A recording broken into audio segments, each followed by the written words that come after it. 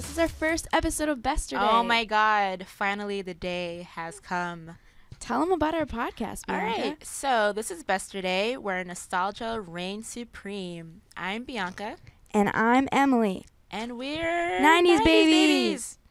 Besterday is the podcast where we reminisce on the songs that had your heart, the movies that made you laugh, and everything pop culture from the 80s to the early aughts.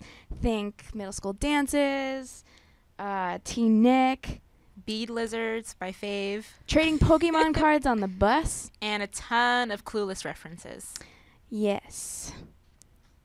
Before we get started, make sure to tag hashtag Besterday on Twitter and Instagram. And wherever.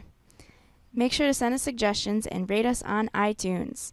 Also, follow me at Emilee Lindner on Twitter. And me at Bianca and Rogue. All right, you ready to start? Let's do it. All right.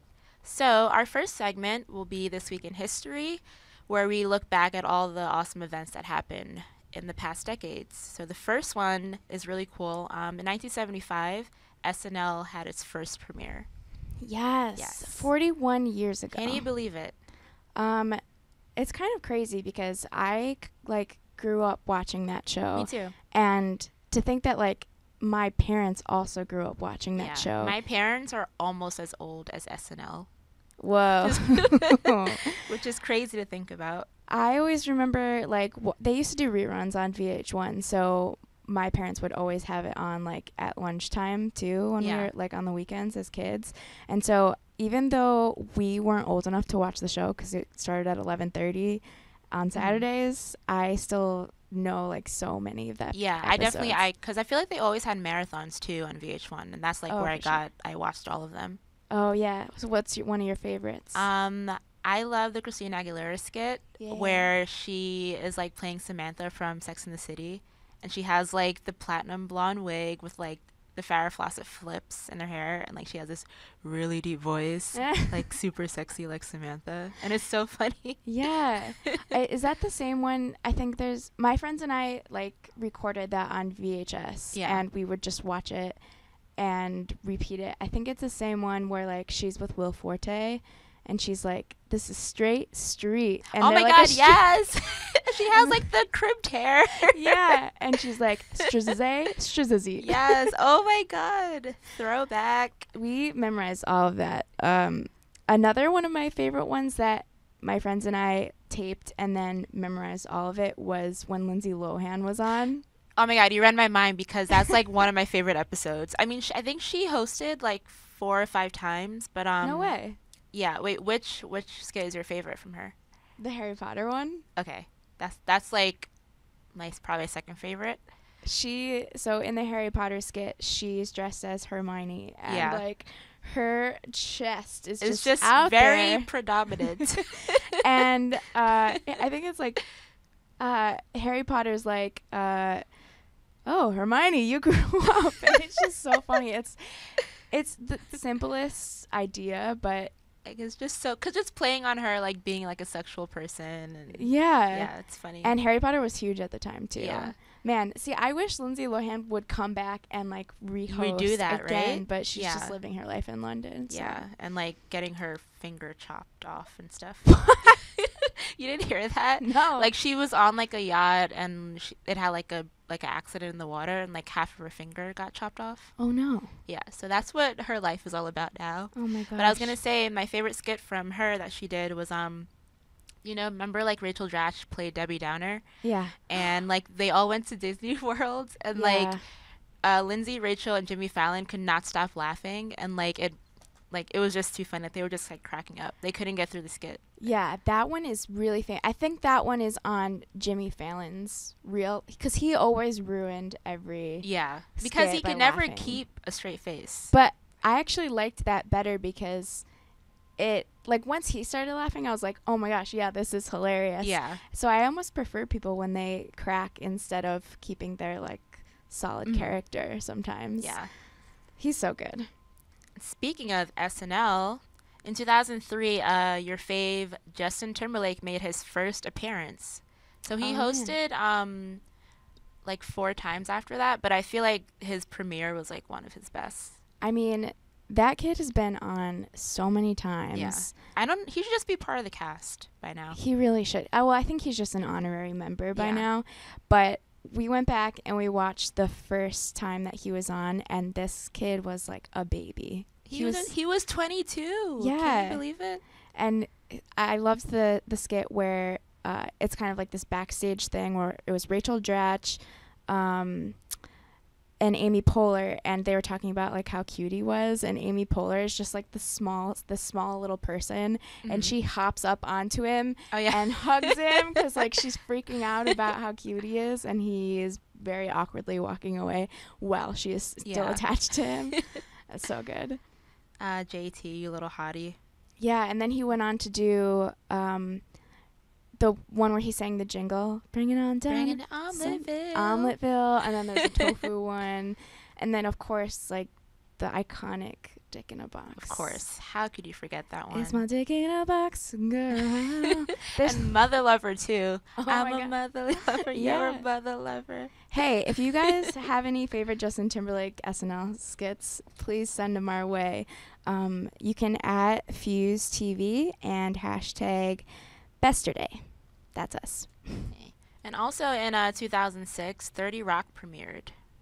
Oh, man. I know you're a big fan of the show. Yeah, that is one of my favorite shows. And it's just like, it's so cool that all of these anniversaries are happening in the same month. I guess that's when a lot of TV shows, you know, like premiere. The big like fall season. Yeah, but it's all NBC, I guess we're talking about. 30 Rock is one of the like top 5 shows for me. It's just so funny. It goes by so fast. There's a joke every second. Like you really, really have to pay attention, and it's just so witty. And I was kind of cautious when it first aired. I remember my parents wanted to watch it because they're such big SNL fans, and it was Tina Fey coming on and playing Liz Lemon, and we were all very cautious because we're like, is she going to be able to break out of SNL? And of course she did. Yeah. And now she's doing movies now. She's a superstar. She's a superstar. So, and then so many people have also guested on that show too. So it's kind of, similar. 30 Rock is all about having a weekly nighttime comedy sketch show. Yeah. But it's more of the behind the scenes stuff. So some of the stuff I wonder if it actually happened at SNL, but I wouldn't be surprised. There's lots of shenanigans going down. Okay, so also we had a lot of nostalgia-related news that happened this week. There's been so many. Like, I didn't realize, but, just, coming out of the woodworks. Yeah, like that Mulan news. I guess there were some rumors that the lead in the new Mulan movie was not going to be Chinese. Yeah, the lead male. He was supposed to be, a 30-something-year-old European. And what happened with that? So basically, someone, an anonymous source, claimed that he or she found the script of, the live-action Mulan remake. And they said that in the script it says it's going to be a European trader. But, as we all know in Mulan, the entire cast is Chinese. So to rebut that, a source, quote-unquote source, there are no names that came out, told Vanity Fair that the rumors are not true. It's actually going to be a Chinese person. And, it was just only the first draft, and it's going to be redone. Oh. So this is just, a hot mess, basically. Well, at least it's settled now. Yeah. Also, there was speaking of Disney movies coming back. Speaking of live-action remakes. Yeah. Aladdin is going to be getting a live-action remake, and it got its director this week, Guy Ritchie, Madonna's ex-husband of Madonna fame, and he also directed the Sherlock Holmes movies, and Snatch. And this is interesting because they actually had a live-action Aladdin movie planned in the works last year. Yeah. But then Robin Williams, who iconically, we keep saying iconic, but all of this stuff is iconic. Yeah, it's true. Who played very famously the genie, passed away, and so in his will he said that people can't use his likeness for 20 years after his death, which was a really smart move. Yeah, that means no one can make a Lifetime movie about him. Yeah, no one could put him as a hologram on stage with anyone. Smart move. but sad for people who are trying to remake Aladdin because movies. it's like, I wonder how they're going to go around that, because, you know, Genie, I mean, like I was saying before, like, he makes the movie, so it's like, how are they going to, like, bring back that, like, magic that the Genie had? Yeah, and they were also saying when they announced Guy Ritchie as the director that they're going to be keeping a lot of the musical elements too. And if they can't have the Genie singing, how is that going to work? Yeah, I don't know if they're going to switch up the songs. Like, I don't know. I'm not a lawyer. I don't know the legal aspects of it. But I do know that there was a musical on Broadway, so they made it happen there. That's true. And it's funny that because the Aladdin and the Mulan live action remakes, they come after, like, I feel like it's like a trend now. Yeah. Like after the Jungle Book one last year, they're gonna have one, The Lion King, that just was just announced, Beauty and the Beast. Tim Burton's doing a Dumbo live remake. Man, so like it's just coming out. Yeah. So guys, let us know on Twitter, #Besterday, of all the Disney live action remakes you're excited to see. Oh my gosh. And did you hear about the Legends of the Hidden Temple? Yes, I did. I wrote about it on FuseTV. It's crazy. Like, they're just bringing everything back, which is great for us because this is what we're going to be talking about every single week. But I just watched the Legends of the Hidden Temple trailer. What'd you think? It looks like your typical teen adventure movie. Yeah. Reminds me of Spy Kids. Can I just say, it's like super cheesy. Okay, the show itself was cheesy, but like, it was just so good, and like there's so many like cool adventures, and there's a mystery behind it, and I feel like the trailer didn't really capture that. Why? I don't know. I guess it's just the acting. Like, something just doesn't seem right. Like, it doesn't seem like they're gonna like do the show justice. Is it because it's set in a theme park? Probably. And like, I feel like it should be set, I mean, it would be weird if it was set like in a studio where they played the show, but right. I don't know. So I didn't watch the show as a child. It was a game show? Yeah.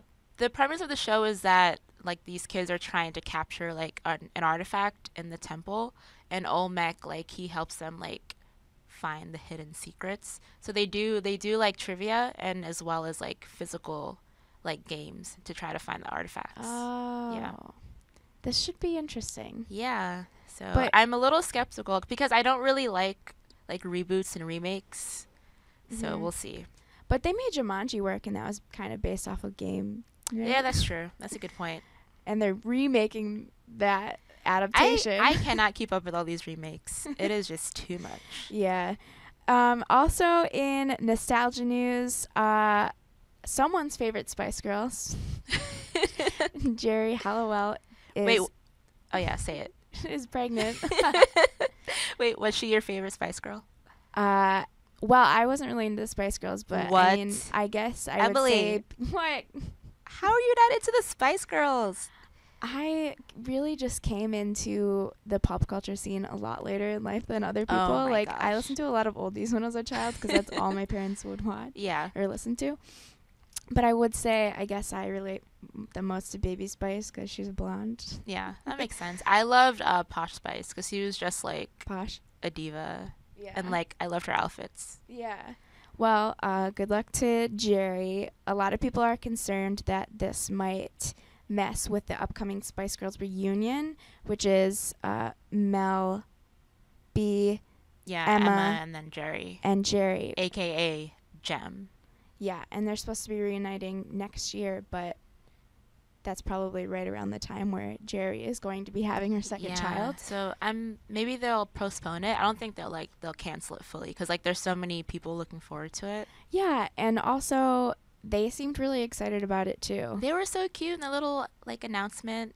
Yeah, like, the girls are. I mean, not all the girls, but like some of the girls are back. Some of the girls are back. Get excited. Yeah, I think they'll probably end up postponing it, but hey, the longer they make us wait, the more anticipation will build, and then it'll be even more exciting. True. Maybe. And then Double Dare is getting a 30th anniversary special. Okay, now I am very excited for this because Double Dare was always like one of my favorite shows on Nickelodeon, and I was super jealous of the people on the show because I was like, why can't I like compete? I was like always asking my parents, like, can you guys put me on the show? We need more game shows on Nickelodeon now. Yeah, I agree. Listen up, Viacom. Yeah, This is another Nickelodeon show I didn't watch. Oh my gosh. But I'm like, my heart is breaking right now. do you like Double Dare more than you like Legends of the Hidden Temple? Oh, for sure. Really? Double Dare was my jam. Double Dare and Double Dare 2000. Whoa. Yeah, it was like modernized version. Like, it was super cool. Oh, man. Because, like, basically, it was just very messy. Like, they got into all these, like, obstacle, like, courses and, like, all these crazy, like, adventures and stuff. Oh, yeah. Yeah. Oh, yeah. I remember that. I wonder what the anniversary special is going to be like. Well, they said they're gonna bring back all the games that they had on the show, but they're also gonna include like behind the scenes footage, and they're gonna bring back like clips from like the first few episodes and like make that into like a huge special. So it's gonna be like a mix of like old and new. Oh, that's sweet. Yeah. I wonder if it's going to be more contestants or like celebrity contestants. Ooh, that'd be fun with celebrities. Ooh. How do we get casted in this? Yeah, we might have to hit a Viacom to like make this happen. Yes, we need tickets. Yeah, guys, let us know on Twitter if you guys watched Double Dare and loved it as much as I did.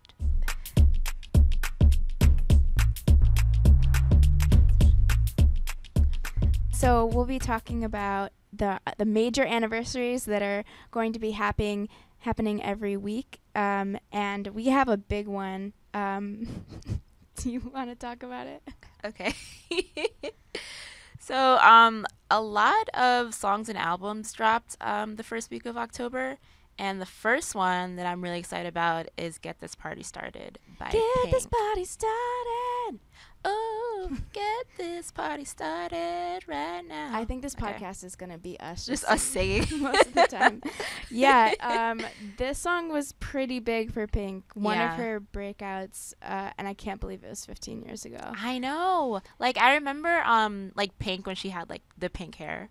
Like when Pink, Can't Take Me Home, and then, like, she came out with the second album, I was like, whoa, this is, like, a brand new girl. Well, because she started out in a girl group, and then she went to do R&B music, and then she was like, no, this is not my thing, like I'd rather do like more like pop rock. I was like, you go, girl. She became very edgy. I think she had to have a few iterations of Pink. I think she's still doing those iterations of Pink. I mean, now she's like a Cirque du Soleil act, so basically. I'm so happy for her though, because she really has the longevity. And I go to the store and I still hear her music. Right? Like, she has, like, so... I feel like Pink is so underrated because she has so many hits. She could sing her ass off. Oh, and, like, totally. she's, like, a really good dancer. And she has great abs. Yeah, that too. And that Just Like Fire song will not leave the radio.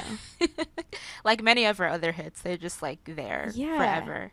I just went back and I watched the video for Let's Get It... Get the Party Started. Yeah.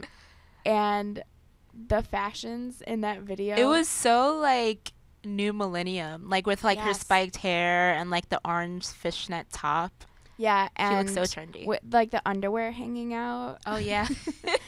The spiked hair, mostly. I was just like, oh, man. Yeah. I really miss that. That kind of gives me Dixie Chicks vibes, too. Yeah, it does. How they would pull their hair back with the clips. Like the butterfly clips. Yeah, and then have the short hair in the back. But she had platinum blonde hair in that era with kind of like pastel pink. Yeah, like on the sides. Like she mixed it in. Yes. It's so good. Okay, and another album that's turning 15 is I can't even say this without laughing. Aw, that's sad. Christina Milian's debut album, y'all. Was that shade? Low key. Yeah, it was shade. Actually, I didn't listen to the whole album, but when I was younger, but I did love AM to PM, like her debut single, like that was my jam. Yeah. And it was on the radio all the time. It was on the radio all the time, and it was just kind of a cute pop song, but also it had that, you know, hip hop flair. Yeah. She has the attitude. She does. That was the best part about it. But I was just reading about the album today, and apparently it didn't like come out in the US when it was supposed to. Yeah, I got pushed back. That's really weird. I'm really trying not to laugh. Okay. Oh my gosh. I'm sorry. But sorry, Christina Milian. I loved your second album. The second album, Dip It Low, Pick It Up Slow. That was my jam. That's when she became a blonde. She became super thotty. I was like, yes, girl, sex it up. Yeah, I liked her then. I feel like Dip It Low is her biggest song. Oh, for sure. And I remember that was on the Kiss 98.5 countdown in Buffalo when I was growing up. And she, you know, she hasn't had a hit that big since then, but she still had songs. Yeah, she did. She did. Man, you can't stop. Sorry. Maybe we should move on from Christina. But speaking of albums that got pushed back from their original date. Oh, yeah, The Strokes. I mean, The Strokes is one of my favorite bands of all time. And their debut album, Is This It?, came out in October 9th. And it was originally supposed to come out in September. But, you know, due to, like, 9/11 and, like, they had to switch up the album cover because the first one was, like, super raunchy. Because it showed, like, a woman, like, without, like, underwear, like, touching her bum while wearing, like, a latex glove. Oh. And it was, like, super sexy. But, like, due to, like, all the attacks and everything, they decided to push it back and change the album cover. It's, like, to be, like, more, like, psychedelic. Oh, wow. But, yeah. The Strokes is, like, they're incredible. Wait, I remember you were telling me that you first found out about the Strokes in an actual record store. Yeah, I found out about the Strokes and Nirvana and I think like Jimi Hendrix, like all at the same time. Like this was just like an awakening moment for me. This was December 2006 and I went to a record store. Like I was in summer school in Exeter, New Hampshire, and I walked in a record store and I saw like all these records and I was like, ooh, I was going to pick this and this and this and this, and just happened to be like these amazing rock artists. And legendary. But that doesn't happen anymore. It doesn't. Like, no one really goes in a record store and be like, okay, let me, like, explore something new. Yeah. Yeah. And that was also when album covers were so important. Yeah. Because that's basically how you saw it. Yeah, it had to catch your eye. Yeah. Yeah, but nowadays, I feel like people don't really care about, like, the visuals anymore. Like, they just want, like, the singles, like, right now. Yeah. Yeah. But I remember they would have that sticker on the CD that would say, featuring the single, Dip It Low. What was the Strokes' first single? I'm the worst. The Strokes' first single was, I don't remember. What was your favorite song off the album? My favorite song, probably New York City Cops. Okay, fun fact. It wasn't featured on the single, on the CD, because, you know, September 11th, like, you can't really talk about cops, but it was featured on the vinyl edition. So whenever they play it live, like, people go crazy. Oh, okay. Because, like, it's, like, one of those, like, hidden tracks, and they don't really perform. Oh, nice. Yeah. And another huge anniversary dun, dun, dun. From October 7th. Hey Arnold premiered. Yeah. Oh, my God. Guys, I was wearing a Hey Arnold shirt yesterday, and I feel like I should have worn it today.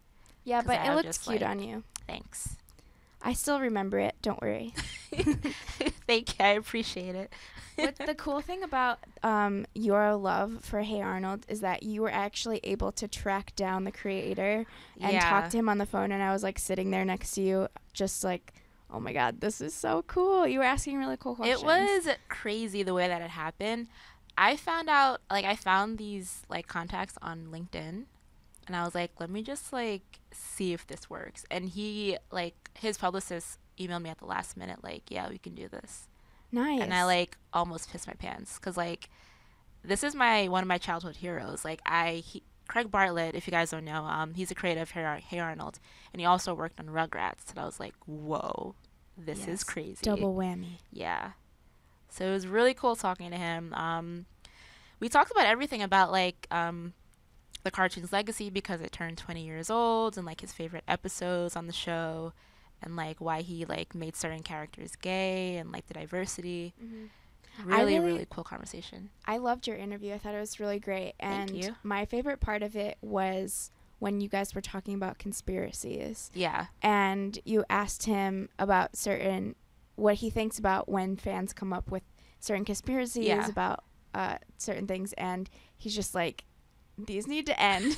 He was so over it. I was like, I feel you, because sometimes I look at these theories and I'm like, how the hell do these people make these things up? I know. Yeah. But the biggest conspiracy is about what happened to Arnold's parents. Yeah. Which, do you know what happened? Well, in the one of the episodes, like it was like a big half-hour special where so Arnold. Arnold's parents, like, they were like big, like, adventurous people. So they went out into a jungle, and they tried to find, you know, like this got this like special like gem in the jungle, and they took a plane there in South America, and they were like they never came back. But no one really knows like what happened, like if the plane crashed or anything. But I read a theory that people don't think those were his real parents. People think that his grandparents were his real parents, and like the whole plane crash thing was like a cover up. So that was like. But why would theory. They pretend? Who knows? People like to believe what they believe. And like, you know, like Craig said. Yeah. Once people say it online, people just run with it and think that it's true.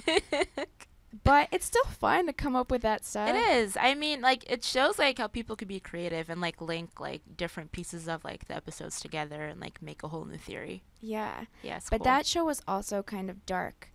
Oh, super dark.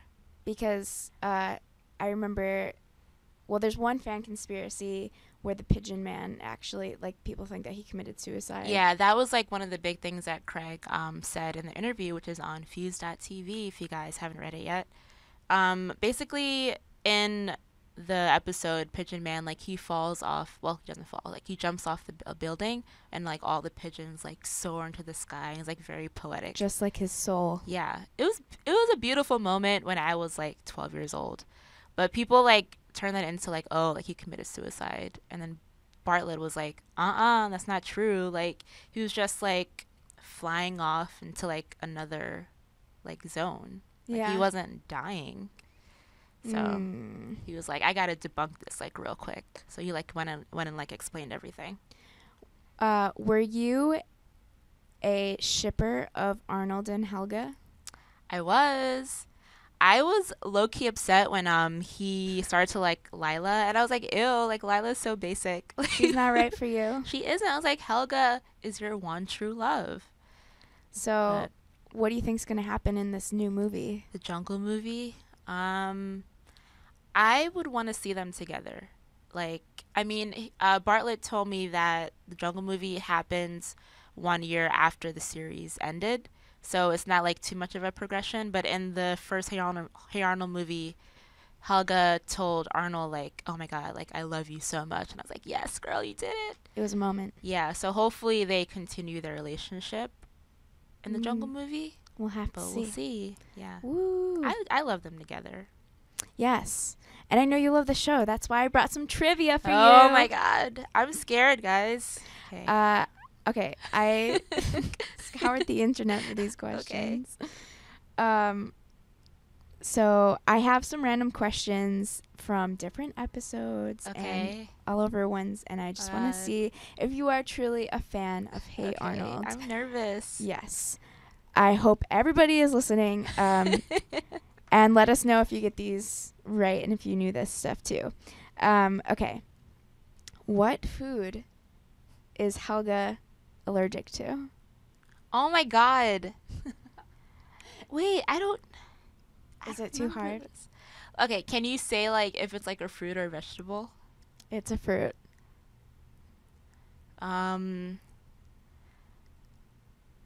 Oh, is it strawberry? Yes.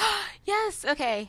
Okay. That's so good. I feel like there's an episode, like where like she said something about strawberries. Yes. Okay. It's so true. Okay. Phew.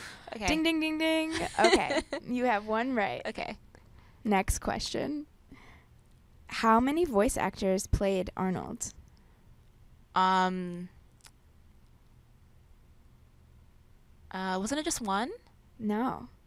Over the course of the seasons, 4 child actors played Arnold. Really? Yeah. Oh, I didn't know that. I thought it was just like one kid the whole time. Fun fact, all of the kids on here, Arnold, they were all voiced by kids. Yeah, under 15. Yeah, which is pretty cool. And that was the first time I think that's happened. Yeah. Okay. Next question. You're 1-1 right now. Okay. Who is... I should be a game show host. You're doing so well right now. Who is Eugene named after? Oh, guys, I like feel so embarrassed. I don't know this one. Okay. Who's he named after? I don't know. I don't remember. Okay. Wait, what was the answer? Eugene is named after famed actor Michael Landon, and who's original. You're like, what, Michael?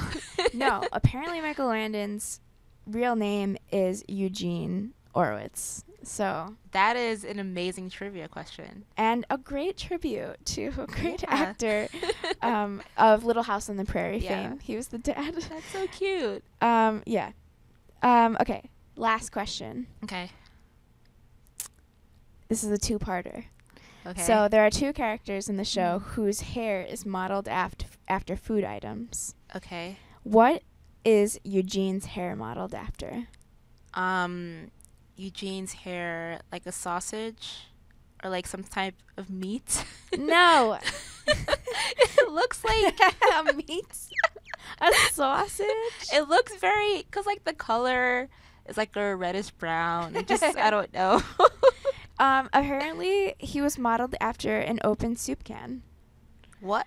Okay. Like that part. Well, that does make sense because like part of it looks like open. Yeah, the part that's sticking up is the lid. Okay. Being popped open. That's so fun. Okay, if that doesn't make sense to you, then the next one's not going to make sense. Okay. What is Gerald's hair modeled after? A food item. A noodle. No. An upside down ice cream cone. How does that make sense? Keep in mind I got this trivia from IMDb, so I don't know. But yeah, because like it just sticks straight out. There's no cone. Yeah. Okay. Also, I just spent a good few minutes just staring at doing a Google image search of Gerald's That is hair. hilarious. And he's such a weird looking character. Like his head goes on for They're miles. all very strange looking. Like if you but like they're just very charming in their own ways. Yeah, they looked very kooky for sure. Yeah. But I guess that's how you create signature characters. Right? Yeah. Yeah. Those were good questions. Yes. I wish I knew more of the answers, but you got me stumped. All right, so you got one right. You got the strawberries one, and that one was tough. Yeah, because I remember I don't remember the name of the episode, but I remember like she talked about like not eating strawberries. Oh man. Yeah. All right, well guys, tell us how you did. Make sure to tweet us. And then the last part of this podcast is where we whip out our favorite song of the week from Throwback Time. All right, so I mean, the whole "Get This Party Started" thing inspired me. So like, I was listening to Pink's "Can't Take Me Home" debut album, and I was like, "There You Go" is such a jam. So "There You Go" is like my song of the week. Nice. It's such like an R&B like pop bop. Yeah. Like, she sounded like so sassy. And, Mine like, kicking her man to the curb. Yeah. Good for you, Pink. Speaking of, intense attitude. Mine is Lindsay Lohan's Rumors. Since we were talking about Lindsay Lohan. Exactly. I'm sick of being followed. Since we were talking about Lindsay Lohan and, her skits on SNL, I just, it took me back to Lindsay Lohan's more musical days. And she actually had, that song was kind of big on the radio and had an awesome music video that I would try and learn all the choreography too. I loved all her outfits in the video too. Yes, the mini skirts. Yeah, the mini skirts and like the crop top thing. Yeah, I was like, she looked awesome. Yes. All right, so we need Lindsay Lohan to come back and do something, and we need Christina Milian to come back and do something. And Pink's like, she's doing her thing. She's good. She's really good. Yeah, guys. So let us know like all the throwback songs that you've been listening this week. All right, and then we'll see you next week. On the flip side. On the flip side, every Thursday. Bye. Bye.